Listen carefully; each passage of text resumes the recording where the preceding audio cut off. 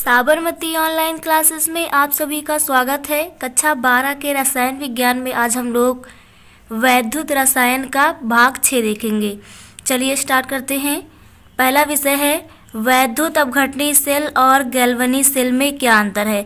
तो हम लोगों ने वैद्युत अपघटनी सेल और गैल्वनी सेल देख लिया था पहले के वीडियो में। चलिए देखते हैं दोनों सेलों में अंतर क्या है। वैद्युत अपघटनी सेल और इधर है हमारा गैल्वनी सेल। यह सेल विद्युत ऊर्जा को रासायनिक ऊर्जा में बदलता है, ये हमने पॉइंट में देख लिया था। वैद्युत अपघटनी सेल जो था हमारा विद्युत ऊर्जा को किस में बदलता था, रासायनिक ऊर्जा में बदलता था। तथा जो गैल्वनी सेल था हमारा, गैल्वनी सेल जो हमारा था रासायनिक ऊर्जा को किस में बदलता था, विद्युत ऊर्जा में बदलता था। तो ये दोनों में अंतर का हमारा पहला पॉइंट है। दूसरा है वैद्युत अपघटनी सेल में इसमें धन आवेश को एनोड कहते हैं। फिगर से हमने समझा था धन आवेश को क्या कहते थे, इसमें एनोड कहते थे, और इसमें जो धन आवेश था उसे कैथोड कहते थे। हमने बात की थी कि दोनों में विपरीत होता है। इसमें धन को एनोड कहते थे और ऋण को कैथोड कहते थे वैद्युत अपघटनी सेल में, जबकि हमारे गैल्वनी सेल में जो धन आवेश है इसे कैथोड कहा जाता था। अगला है इसमें ऋण आवेश को क्या कहते हैं, कैथोड कहते हैं, और गैल्वनी सेल में ऋण आवेश को क्या कहते थे, एनोड कहते थे। तो ये था हमारा अंतर वैद्युत अपघटनी सेल और गैल्वनी सेल में। नेक्स्ट विषय देखते हैं सांद्रता सेल क्या होता है। सांद्रता सेल क्या होता है, जब दो समान इलेक्ट्रोडों को, दो समान हमारे पास इलेक्ट्रोड हैं, उनको अलग अलग सांद्रता वाले विलयन में, अलग अलग सांद्रता वाले विद्युत अपघट्ट के विलयन में डुबो दिया जाए। कोई दो समान इलेक्ट्रोड हैं और उनको अलग अलग विद्युत अपघट्ट वाले विलयन में डुबो दिया जाए, तो इन्हें क्या करेंगे हम लोग, एक संयोजक तार से जोड़ेंगे। एक संयोजक तार से क्या करते हैं, जोड़ दिया जाए। तो इस प्रकार जो हमारा सेल बनेगा इसे हम लोग बोलते हैं सांद्रता सेल, जिसमें जो हमारे इलेक्ट्रोड होंगे ये समान होने चाहिए, परंतु इनका जो विद्युत अपघट्ट विलयन है ये अलग अलग होना चाहिए। तो इस प्रकार का जो सेल होता है इसे हम लोग कहते हैं सांद्रता सेल। और ये हमारा सांद्रता सेल प्रेजेंट किया गया है, एम है, और ये पैरेलल लाइन रखी गई है, समांतर रेखाएं, एम प्लस एक्वस है, और यहाँ पर मान एम प्लस है, लेफ्ट लिखा है, और सी एल, लेफ्ट के लिए एल है। और इधर हमारा डबल पैरेलल लाइन के साथ में एम प्लस एक्वस में है हमारा, और सक्रिय द्रव्यमान एम प्लस राइट वाला इधर है, और इधर राइट के लिए हमने सी आर रखा है, यहाँ पर एम है हमारा। तो ये था हमारा सांद्रता सेल। ये सेल हमारे दो प्रकार के होते हैं। सांद्रता सेल कितने प्रकार के होते हैं हमारे, सांद्रता सेल हमारे दो प्रकार के होते हैं। पहला है इसमें विलयन सांद्रता सेल। कौन सा, विलयन सांद्रता सेल। ये क्या होता है, जब इलेक्ट्रोड एक प्रकार के हों और विलयन की सांद्रता क्या हो, अलग अलग हो, तो इस प्रकार का जो सेल होता है उसे क्या बोलते हैं, सांद्रता सेल। यानी विलयन सांद्रता सेल में जो हमारा सांद्रता होता है ये अलग अलग होता है। जब इलेक्ट्रोड हमारे एक ही प्रकार के हों परंतु जो हमारा विलयन है उसकी सांद्रता क्या हो जाए, अलग अलग, तो इसे कहते हैं विलयन सांद्रता सेल। अगला है हमारा इलेक्ट्रोड सांद्रता सेल। कौन सा है, इलेक्ट्रोड सांद्रता सेल। जब विलयन की सांद्रता समान हो परंतु क्या अलग हो जाए, इलेक्ट्रोड अलग हो जाएं, तो इसे हम लोग बोलते हैं इलेक्ट्रोड सांद्रता सेल।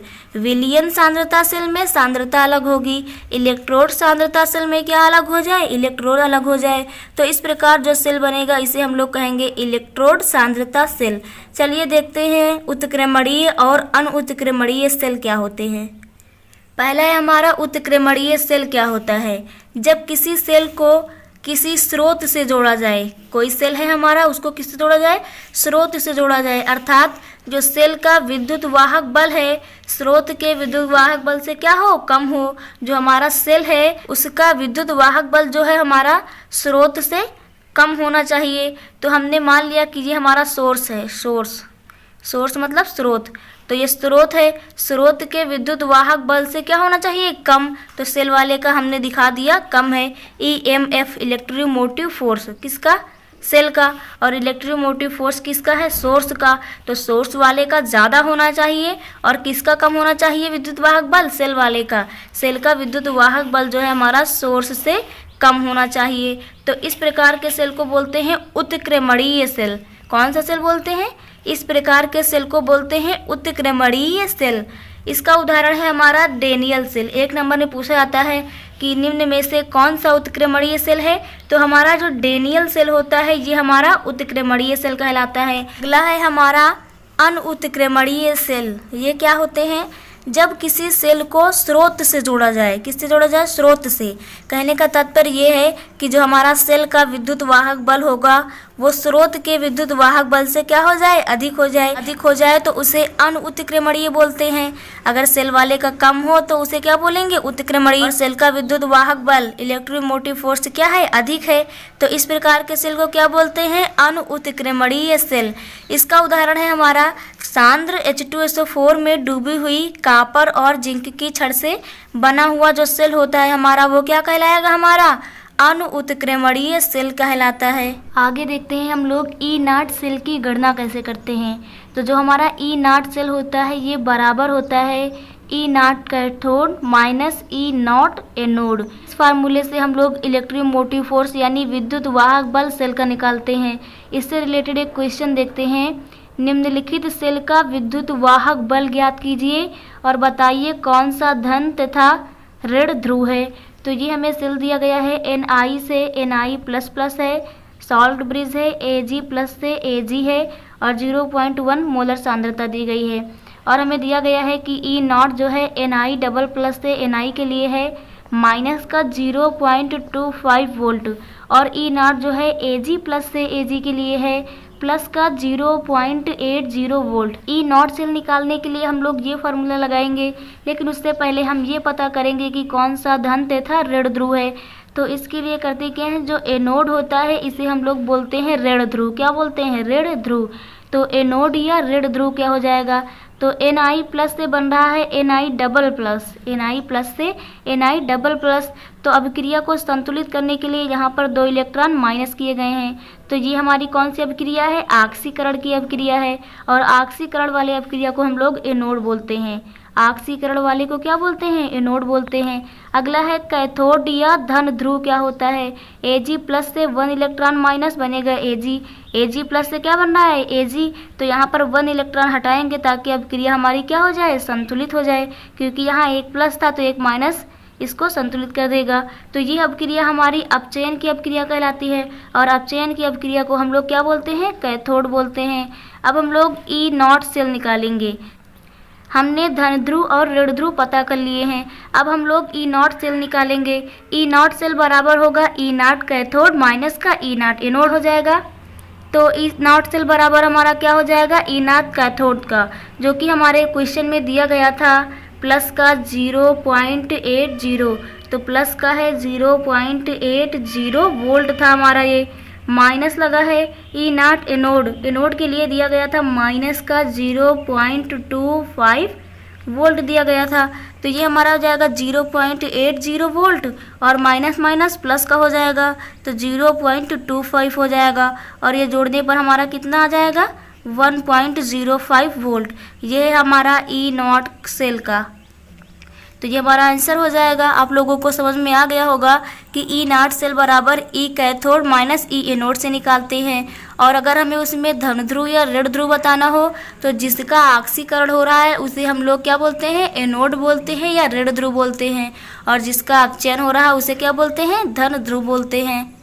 चलिए इस लेसन के कुछ इंपॉर्टेंट बहुविकल्पी देखते हैं, जिसमें पहला है हमारा मानक इलेक्ट्रोड विभव शून्य होता है। किसका बताना है हमें कि जो मानक इलेक्ट्रोड विभव होता है किसका शून्य होता है? तो विद्युत रासायनिक श्रेणी में हमने देखा था कि जो हमारा हाइड्रोजन होता है इसका मानक इलेक्ट्रोड विभव कितना होता है? शून्य होता है। तो ये हमारा आंसर हो जाएगा। अगला है हमारा अच्छे चालकत्व विलयन वाले पदार्थ होते हैं। तो जो हमारे प्रबल विद्युत अपघट्य होते हैं, कौन से? प्रबल विद्युत अपघट्य। तो जो हमारे प्रबल विद्युत अपघट्य होते हैं ये अच्छे चालकत्व वाले कहलाते हैं। अगला है हमारा विशिष्ट चालकता की इकाई क्या है? विशिष्ट चालकता को हम लोग K से प्रदर्शित करते थे। K बराबर 1/ρ होता था और हम लोगों को पता है ρ बराबर क्या होता है? RA/L।